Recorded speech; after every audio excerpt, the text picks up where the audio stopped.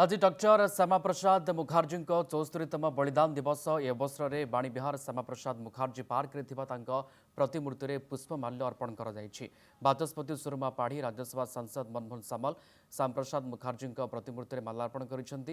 ए अवसर में एकाम्र विधायक बाबू सिंह समेत अन्य वरिष्ठ कर्मकर्ता मध्य जोग देथिले।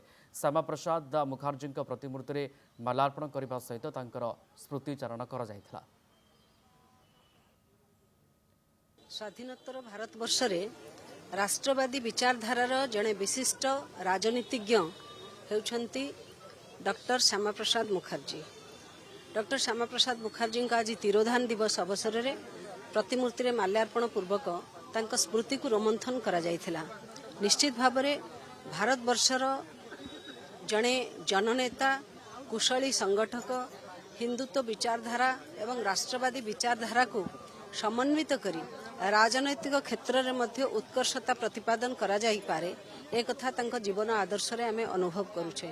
समस्तंकर प्रेरणार केंद्र बिंदु हम समस्तंकर मार्गदर्शक भारतीय जनसंघर प्राण प्रतिष्ठाता पूर्वतन केंद्र मंत्री एवं प्रथम लोकसभा विरोधी दल नेता एवं सबुठु कम बयस कुलपति होइतिबा व्यक्तित्व एवं तांकर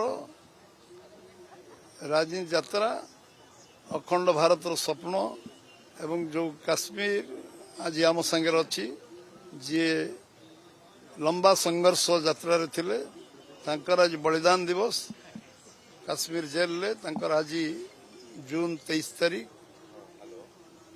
संदेहजनक मृत्यु समस्त को आच्छादित करथिला।